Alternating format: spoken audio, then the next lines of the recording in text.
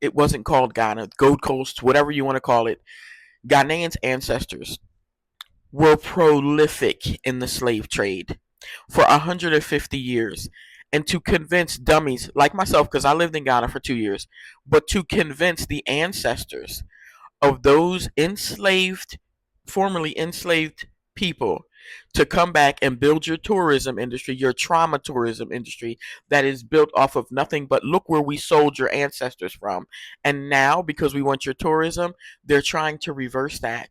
And now they're trying to pretend like their ancestors had nothing to do with slavery. It was the Portuguese, it was the white man. They tricked us. They gave us alcohol. They tricked us. I digress. So, get this straight. There is a U.S. and European military base in Ghana. 2,300 people from Niger, Burkina Faso, Mali, and northern Nigeria all were expelled from the country because they called them beggars.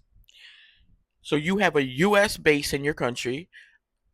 There is so much news that terrorists are allowed to live in Ghana. They have laminated former Ghana voter cards.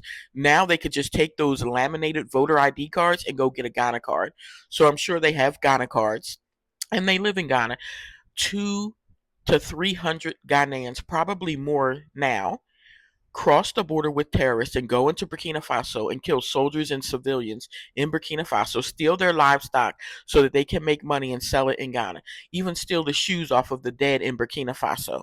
So this gentleman is applauding the Ghana government for giving 40 metric tons to Palestine because you've never seen another African country do it. You've never seen all the African countries that donated, and I'm sure there's more than Egypt, Morocco, and Rwanda that have donated to Palestine. But this is the facade. We have to keep up the face that we're such a great place. We're so welcoming. Look how we love. Look, we're going to donate. However, you have millions of Ghanaians. It's in their own news. Millions of Ghanaians are facing starvation.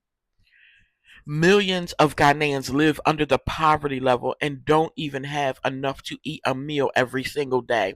So you're so proud that you fed another country, but number one, didn't feed your own country. Number two, don't feed Burkina Faso, Mali, and Niger. There are people in Burkina Faso that are cut off from receiving supplies and are eating leaves. It's in the news. And so instead of trying to help Burkina Faso, you work with the US and European troops. You working with France. He even said in a video, we're working with France to try to combat terrorism in Burkina Faso. France's idea of terrorism in Burkina Faso is